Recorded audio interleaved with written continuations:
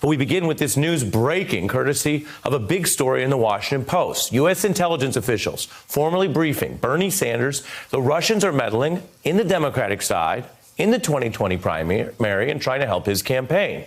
President Trump also has been informed about this. Late today, Bernie Sanders addressing the news. I go to many intelligence briefings, which I don't reveal to the public. Mr. Putin is a thug. He is an autocrat. He may be a friend of Donald Trump's. He's not a friend of mine. Let me tell Mr. Putin, the American people, whether you're Republicans, Democrats, Independents, are sick and tired of seeing Russia and other countries interfering in our elections. The intelligence community has been very clear about it. A forthright condemnation there from Senator Sanders. As mentioned, but really you can't overstate how different his reaction is to the president. But something else is really striking here. What we are learning tonight gives a whole different set of context to what's been happening in this primary over the last several weeks. Now, let me walk you through it. First, in the news statements, Senator Sanders discusses when he first learned this news that we're all learning now from the Post story. When I say to Mr. Putin, if elected president, trust me, you are not going to be interfering in American elections. Senator, when were you briefed on this? I'm guessing about a month ago. Good, concise follow-up question. When were you briefed? And he answered it, which gives us this new information that we didn't have. Because as he mentioned, and as we know from Adam Schiff and Chuck Schumer and all the others who are privy to certain information, when they get it, they're not supposed to release it.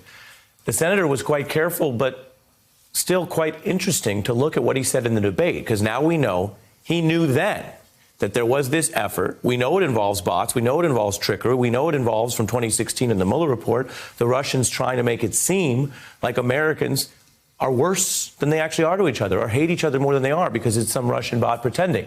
So all of this was known when Senator Sanders said this at the debate. All of us remember 2016.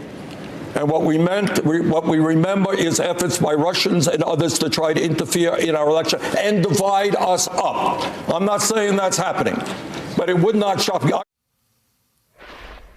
He wasn't saying it was happening, but it is happening. And that's the difference. Everyone's got lenses when we watch these candidates debate. If you were watching that night and you like or didn't like a certain candidate, you might take what they say with more or less credibility.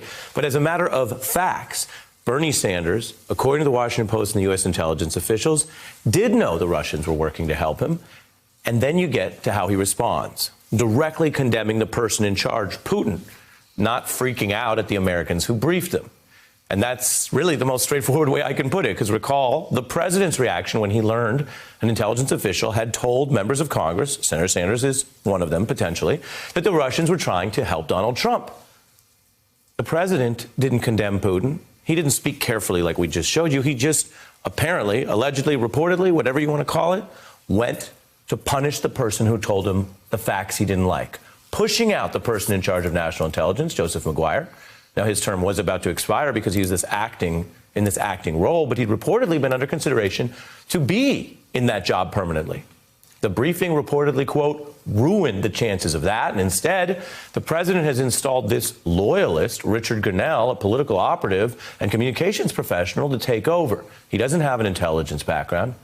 His other qualifications involve a gold-level membership in the Trump Organization loyalty program. Emphasis on loyalty. Hey, I'm Ari Melber from MSNBC. You can see more of our videos right here, or better yet, subscribe to our YouTube channel below. You could have been anywhere in the world, but you're here with us, and we appreciate that.